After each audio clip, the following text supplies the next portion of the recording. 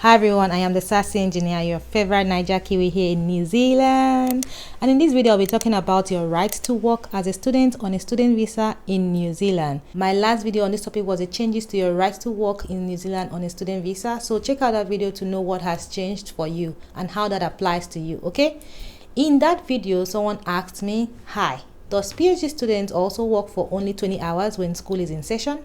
So this is the question I'll be answering in this video, working as a student in New Zealand. Now, before I go into that, if you have not subscribed to this channel, this is the opportunity to subscribe. Hit that subscribe button. Make sure you like this video, give it a thumbs up, share it to as many people as you can, okay? If you have any questions, do not be afraid to ask in the comment section. I have discussed the kind of jobs that you can get as a student on my channel. I've divided them into uni jobs and student jobs. So if you're a student studying masters, undergraduate, PhD, that video will be very helpful for you. So these are two videos on the channel. Make sure you check it out. Now that I mentioned it, I think the question was on the non-uni job videos.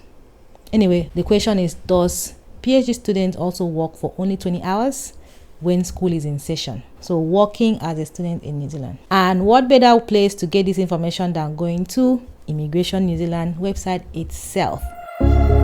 Small city thinking, I get why you left. Small-minded people. Before I go to the website, you should know that as a PhD student or someone studying masters by research, you can work full-time regardless of whether school is in session or not. It's not left for you to manage your time, you and your supervisor to manage your time.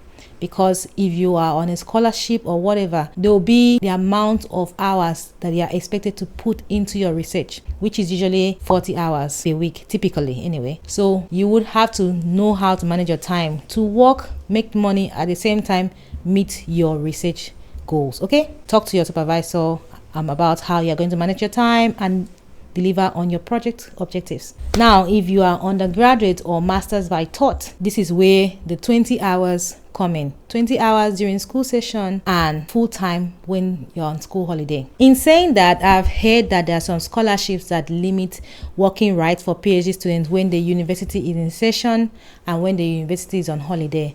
But it doesn't make sense to me because as a PhD student, you work throughout, okay? Throughout whether school is in session or not, because your PhD is like a job.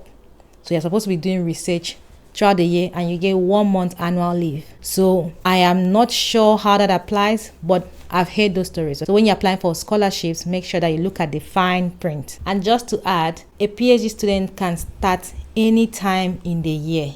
You can decide to start your PhD, enroll for your PhD in January, in February, in March, anytime. But undergraduate students, masters by thought, have specific times during the year they have to resume. So that's another difference. All right, so how many hours can you work as a student on a student visa in New Zealand? Let's explore. All right, so working on a student visa, what does this mean? How many hours can you work? You may be allowed to work part-time for up to 20 hours, it says, and full-time during all scheduled holidays and the Christmas and New Year holiday period. And if you're allowed to work, this will be stated on your visa, which will be on your e-visa or the visa label in your passport, or it will be explained to you in a letter. If you are not allowed to work and you work, it's a breach of your visa conditions, and it could affect your ability to stay in New Zealand or even the decision they make on your future visa application. So take note of that. Now, these are the type of students who can work part-time or full-time. So you have to be a tertiary student, which means university or Institute of Technologies or that.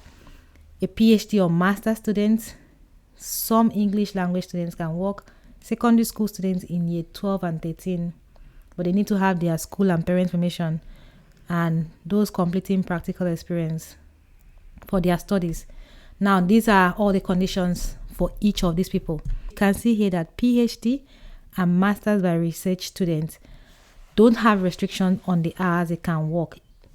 So if you are enrolled in research masters or doctoral degree program awarded by a New Zealand tertiary institution, you don't have work restrictions, which means that you can work full-time, when school is in session or school is on holiday. If you want to kill yourself with work, you can kill yourself with work, okay? But if you are doing like undergraduate or other masters, You can work up to 20 hours a week if you're doing a full-time course that is for at least 2 academic years, results in a New Zealand qualification that gains points under the skilled migrant category, and is at least 1 academic year long and is part of an approved tertiary student exchange scheme. This is or. So you either be studying for at least 2 academic years, or you're studying for a degree or program that will result in a New Zealand qualification that gains points under the skilled migrant category. Check out the video on skilled migrant category to know what kind of qualification gain points. Or, keyword or, you have to study at least 1 academic year long and is part of an approved tertiary exchange scheme. So, if you are 18 and older, you can also work up to 20 hours, but you have to be enrolled full-time and are included in this 2021 RV as dependent child. And this is when you cannot work part-time. So you cannot work part-time. That's work while studying. If you are a study abroad student or you are a tertiary exchange student studying a course that is less than 1 academic year, you can't work part-time.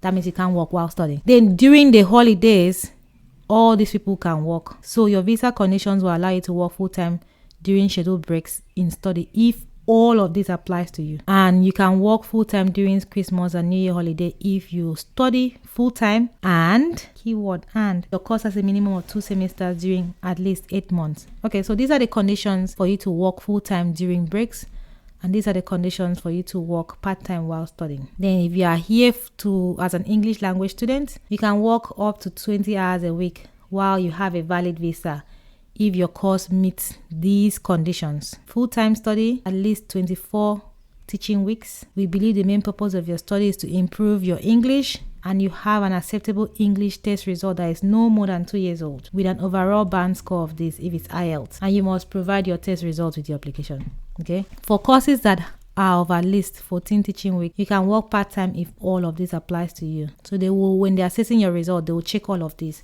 and they will count your previous English language studies towards the 14 consecutive weeks if your new study follows on from your previous study and the study is with the same education provider. Now let's look at secondary school students. They can also work, but they have to be 16 years or older, and they have to be studying in year 12 or 13, the last 2 years of school. So these are the last 2 years of secondary school. Now there's a note here that if you're under 18, that if you are 16, 17, you must have a written permission from your school and your parent or legal guardian to work. But you will not need a written permission to work full-time in Christmas and New Year if you are over 18. So it means that they can work during school here and they can also work during Christmas. So when you come here, you will see some students working in shops or in retail shops. They look very small. They're actually small. Practical experience can also work, but if your practical experience is a requirement of your course, they will grant you a student visa with conditions to allow you to work to complete it. But what you cannot do is they don't allow international students to be self-employed. You must work for an employer and have an employment agreement. So you cannot work for yourself, and you cannot provide commercial sexual services. So for this part, what it just means is that if you meet the criteria to work, but your visa does not allow you to work, then you can contact them for assistance. So if you're sure that you meet the criteria but your visa said no, you can't work, reach out to INZ to help you fix that, or solve that problem for you. And when your course ends and you still have a visa, you must only work in line with your visa conditions, even if your course ends and your visa is still valid. So if your course has ended and your visa says you can work 20 hours per week, then you must only work 20 hours per week until your visa expires. If it says work full-time over summer vacation, then you must only work during this time and only while your visa is still valid. Okay? You can find out more about staying after work here, but we're not going to go into that. Just wanted to show you the people on student visas that can actually work, and those that can work part-time while they're studying, those that can work full-time while they're studying, and those that can work full-time during breaks and holidays, etc., etc., etc. I hope this helps. You can find this article by going to your web browser and searching working on a student visa in New Zealand, or you can even search working as a student in New Zealand. This will pop up the first option saying immigration.gov.nz. You click it and it will bring you to this page. So this is where all the details are. That's how you find the details on working on a student visa. And there are other things on the side here that are also helpful knowledge-based stuff. So don't forget to subscribe to this channel, like this video, share it to those who need it, and I'll see you in the next one. Is still your favorite girl, the Sassy Engineer. Small city thinking, I get why you left. Small-minded people sure know how to trick.